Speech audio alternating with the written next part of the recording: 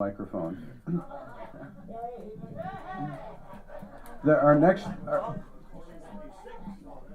No, we're gonna. Yeah.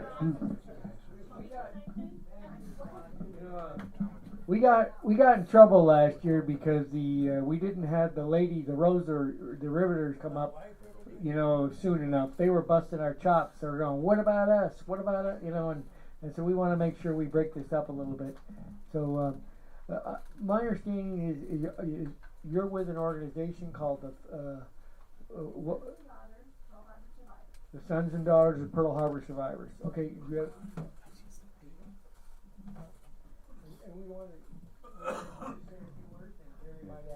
Okay, no problem. My name is Eileen Farley. My friends call me Leanie. My dad was a Pearl Harbor survivor. So I've got to tell you, it is an awesome experience to be able to wear this t-shirt, which says Sons and Daughters Pearl Harbor Survivors. I'm here with Bonnie, who kind of was wearing red, but she is a school bus driver, so didn't have time to go home and change clothes. And Charlene is actually wearing the uniform too. White shorts, white pants are not practical, but that's what the gentleman, Mickey, they're wearing them. So my claim to fame was my dad, John Joseph Farley Jr. Picture right here. He was 20 years old at Pearl. He was an Army brat.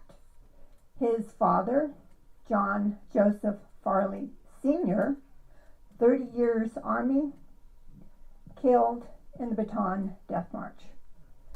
6 months before the Army told him, go back to Missoula, Montana, that was his last post, and retire. And my grandfather said no, he was staying with his men. So he was killed, probably protecting his men. He's buried in Arlington. So that's my second claim to being with the World War II group.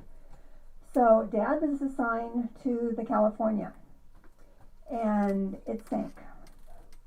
Battleship California, BB-44, the Prune Barge. That was the nickname. And as Mickey will say, the Pennsylvania was the ship that won the war. The California helped.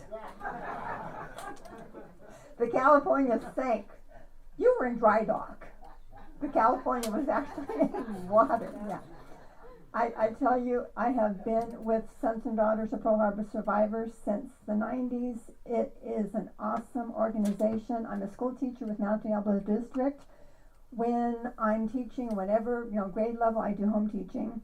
I always make sure when December 7th rolls around, these kids, we can be doing ancient civilization, or maybe they're not even doing history. They learn what December 7th is all about. And I have bumper stickers, and we get together at Denny's the second Sunday of every month. And it's just I can't say awesome enough, because these guys, these survivors, they have gone through so much. Dad wouldn't talk about Pearl. We go over to Hawaii, he wouldn't talk about Pearl Harbor. And I said, Dad, you were on a ship that sank. And then what happened? And he goes, I got the hell off of the California, his exact words. And he was on Chicago, the Harriman.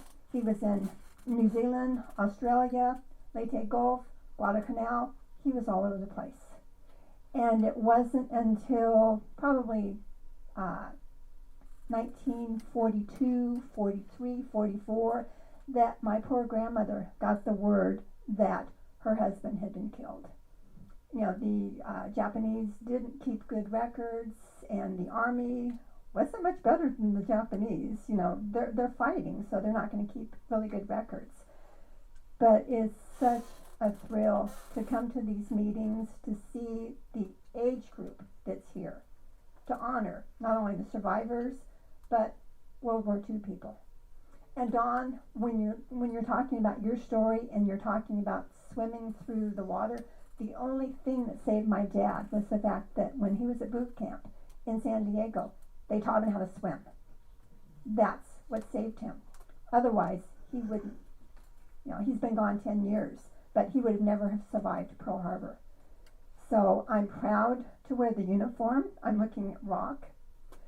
Rock is over in the corner. He's the photographer. He will be very active with the Walnut Festival, which is coming up in a couple of weeks. Dawn's going to join us. Mickey's going to join us, and then Chuck, you'll be with the Jeep, the ever popular Jeep. Yeah.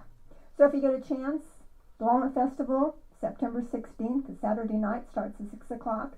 Come out and honor these guys again, because I am so proud to be with the organization. And the Rosies, I don't know where Tammy is, and there's 3 or 4 Rosies. If you get a chance on a Friday, go to the Rosie the Riveter Museum in Richmond, and they're there to tell their stories. Thank you. Again, I'm so proud of the World War II guys. And is Ryan still in the back corner?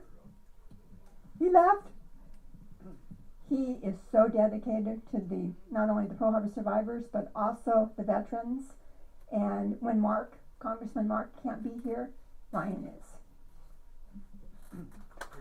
Thank you very much. I think we need more teachers like you.